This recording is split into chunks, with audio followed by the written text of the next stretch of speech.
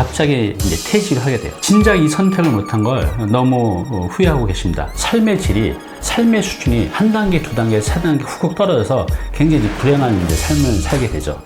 당신의 꿈을 현실로 행복주치 다니쌤. 안녕하세요, 다니쌤입니다. 제가 오늘 말씀드릴 주제는요, 만약 당신이 1년 뒤 퇴직한다면 입니다. 네, 이런 생각 해보신 적 있나요? 만약 내가 자이든 타이든 1년 뒤에 직장에서 나온다면 어떻게 해야 될지, 또 그 이후의 삶을 어떻게 살아야 될지 생각해 보신 적 있나요? 이것은 정말 진지하게 생각을 해 봐야 될 것 같아요. 자, 오늘은요, 실제로 사례자를 통해서 이 문제를 어떻게 해결했고 또 지금 어떻게 살고 있는지, 그래서 우리 시청자 여러분도 나는 어떻게 할지 생각해 보는 시간을 갖도록 하겠습니다.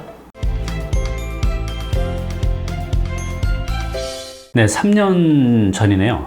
그때 이제 50대 초반의 여성이 이제 상담을 오셨는데, 이분은 피아노 학원을 이제 운영 중이었고, 남편은 직장인이었어요.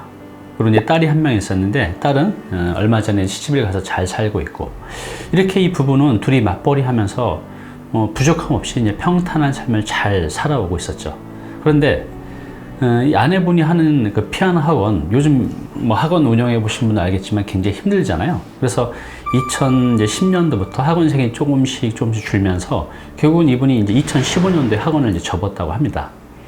그리고 그 다음 해인 이제 남편도 직장에서 왜인지 이제 말씀을 안 하셨지만 갑자기 이제 퇴직을 하게 돼요. 준비 없이 퇴직을 하게 된 거죠. 아내는 그 잘하던 피아노 학원을 접고, 그 다음에 남편은 또 회사에서 나오게 되고, 그래서 비교적 중산층에서 잘 살아오다가 갑자기 현금흐름이 딱 끊기니까 그냥 급빈층으로 조금 떨어지게 된 거죠. 그래서 이 문제에 대해서 이제 어떻게 할지 이제 상담을 오셨는데요. 이제 그 다음 주에 이제 남편하고 제가 같이 오시라고 했어요. 왜냐면 이것은 중요한 얘기이기 때문에 이 아내분 혼자 해결해서 안 되고 같이 얘기를 듣고 이제 해결을 해야 됐죠. 그래서 결과적으로 지금은 행복하게 잘 살고 계세요. 이제 어떻게 문제를 해결했고 이분들이 어떻게 행복하게 잘 살고 있는지 말씀해 드릴게요. 네, 첫 번째는요, 가장 기본입니다. 중요해요. 거주비를 줄이는 것입니다. 현재 이분이 살고 있는 아파트는 한 7억 정도 됐었어요. 그런데 남편은 고향이 파주 문산 쪽이었어요. 은퇴 후에 전원주택에서 살면서 살아가는 게 이제 꿈이었다고 해요. 근데 이게 꿈이 아니라 그냥 해버리면 되거든요. 그래서 하기로 했습니다. 그래서 현재 살고 있는 그 아파트 7억을 매도를 하고, 문산 쪽 가보면 이 전원주택 나와 있는 매물 찾아보시면 2억 정도에 나와 있는 것들이 굉장히 많이 있어요. 새거 말고 한 10년, 한 15년 정도 된 거. 그래서 그것을 2억에 주고 이제 매입을 했습니다. 지금도 거기 살고 계신데요. 진작 이 선택을 못한 걸 너무 후회하고 계십니다. 그래서 지금 거기서 작지만 전원주택 살면서 텃밭도 가꾸면서 정말 평화롭게, 자유롭게 살아가고 계십니다. 네, 두 번째는요, 불로소득, 즉 현금 흐름을 만들어야 돼요. 나이가 들게 되면 노동을 통해서 또 일을 통해서 돈을 벌 수 있는 기회가 점점 줄게 되잖아요. 그래서 궁극적으로는 연금처럼 내가 일을 하지 않아도 일정 현금 흐름을 만들어내야 된다는 거죠. 그것을 내가 노동하지 않아도 생기는 불로소득을. 그래서 이제 어떻게 했냐면, 아까 그 7억짜리 아파트를 팔고 2억 전원주택을 매입을 했잖아요. 그래서 나머지 5억을 가지고 당시에 이제 중랑구에 있는 조그만 원룸 건물을 매입을 했습니다. 그 건물에서 이제 대출하고 이자 떼고 매달 한 250만 원 이제 전후 나오고 있죠. 두 분 사시기에 뭐 풍요로운 돈은 아니지만, 이분들 얘기를 들어보니 도시에 살 때는 250만 원이 빠듯하지만 이 전원에서 살 때는 250만 원이 항상 남는다고 합니다. 오히려 매달 한 100만 원 정도 이제 저축을 하고 있다고 해요. 이렇게 주거비를 줄여서 거주를 해결하고 그 남은 돈으로 이렇게 현금 흐름을 이제 만드는 게 이제 두 번째 해결책이었습니다. 네, 세 번째는요, 평생의 업을 찾기로 했습니다. 남편은 IT 관련 이제 회사에 있었기 때문에 이런 SNS 관련 또 이제 이런 보고서를 많이 쓰셔서 글 쓰는 거에는 좀 익숙하시더라고요. 그 전원주택 앞에 텃밭이 있는데 거기서 한 30가지가 넘는 채소나 과일들을 이제 키우고 있어요. 그래서 이분이 블로그를 운영하면서 자신이 키우고 있는 것들도 이렇게 보여드리고, 또 이를 통해서 이제 판매도 하고 있는데, 뭐 한 달에 한 40만 원, 50만 원 정도의 이제 수입도 생기고 있다고 합니다. 그리고 이제 아내분은 이제 올 초부터 유튜버로 자신들의 전원생활, 또 텃밭을 가꾸는 것들, 이런 것들을 이제 보여주고 싶다고 하셨어요. 그래서 유튜버 크리에이터에 이제 도전하기로 하고, 지금 공부도 하고 편집 공부도 하고 있는 중입니다. 그래서 내년 봄부터는 본격적으로 아내분도 유튜브 크리에이터에 이제 도전하기로 하셨습니다. 영상 도움이 되셨나요? 당신의 구독은 저에게 큰 힘이 됩니다. 네, 상담을 하다 보면요, 이 부부처럼 삶의 위기가 이렇게 갑자기 찾아옵니다.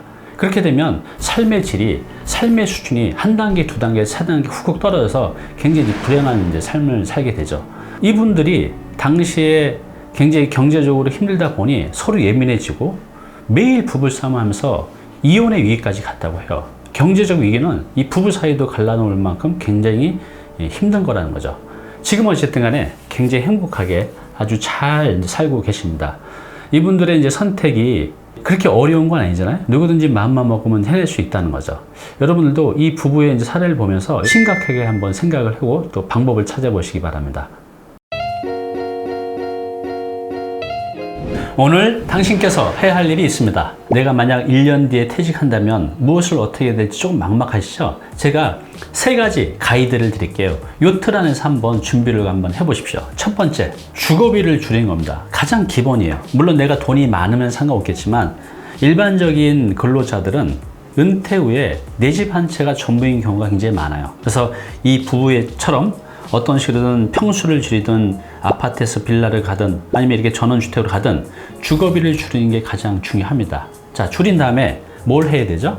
네, 불로소득, 현금 흐름을 만들어야 돼요. 내가 일을 하지 않아도 매달 소득이 나오는 그런 현금 흐름. 마지막 3번째는 평생의 업을 찾고 준비를 미리 하시라는 거죠. 우리가 이제 먹고 사는 문제만 해결된다고 해서 삶이 이렇게 풍요롭고 행복하지는 않아요. 뭔가 내가 할 수 있는 일, 평생토록 할 수 있는 일을 갖고 있는 게 노년의 행복에서는 이제 가장 중요하다는 거죠. 그래서 여러분들이 평생의 업을 찾고 그 다음에 준비하는 과정을 은퇴 전에 부부와 함께 해 나간다고 하면 여러분들의 은퇴가 오히려 더 행복한 시작이 될 겁니다.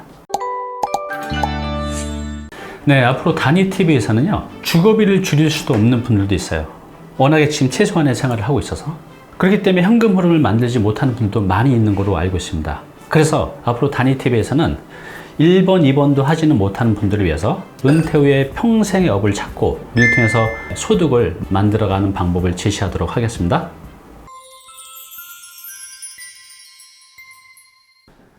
네, 오늘 정보 도움이 좀 되셨나요? 앞으로 이런 정보 계속 받아보실 분은요, 여기 구독 부탁드리고요. 그 다음에 오른쪽은 제가 추천하는 영상입니다. 꼭 한번 보시기 바랍니다.